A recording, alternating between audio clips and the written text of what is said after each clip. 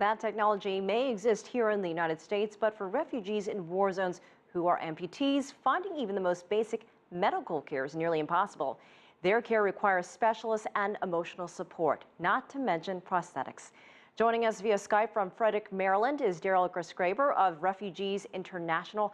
You spent a lot of time in Syria's neighboring countries working with refugees. We don't hear a lot about that issue. So how serious is this problem of amputations? Quite serious, I think. There are no exact numbers out there, but with 500,000 people injured, quite a lot of them are amputees and have injuries that have left them physically handicapped.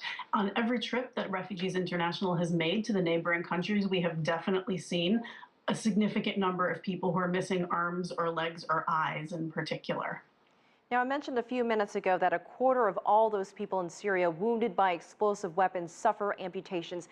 What types of amputations do you typically see, and are there any estimates about how many suffer from this?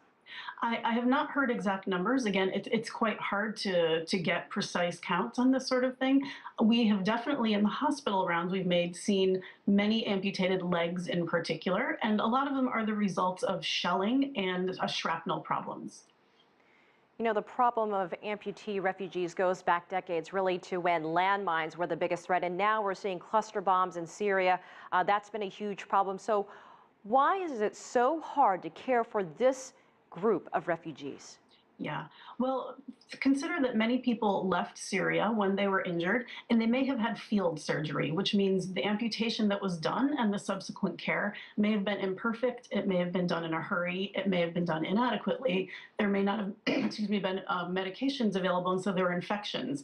And by the time someone gets to a country of refuge and needs medical care again, it may be a bit too late to readdress that situation. In addition to that, once people arrive in a host country, the medical care that's available to them as a refugee is often quite limited. Primary care is available and emergency care is available, but for someone who's had an amputation, perhaps that wasn't done well, it could be very hard to get the type of care and funding for the type of care that needs to be done for that type of injury.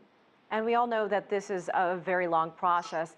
Many of those folks, as you mentioned, need follow-up care that can last a lifetime. What kind of infrastructure is there to not only care for amputees over a lifetime, but refugees in general?